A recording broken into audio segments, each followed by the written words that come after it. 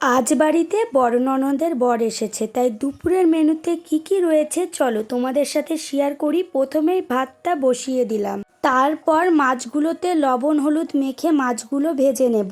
আজকে রান্না হবে মাছ দিয়ে সব সবজি দিয়ে একটা চচ্চড়ির মতো, শাক ভাজা, আর স্পেশাল হবে মাটন কষা।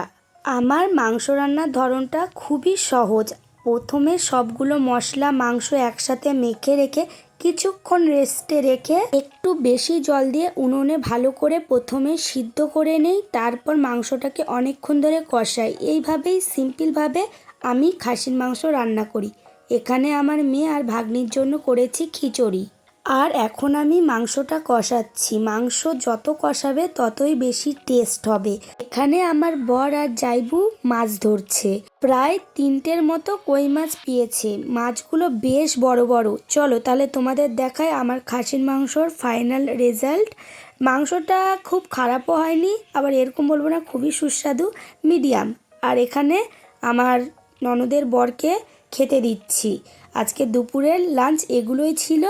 চলো তাহলে আজকে আসি, আবার অন্য কোনো একটা ভিডিওতে তোমাদের সাথে দেখা হবে। Tata, bye bye.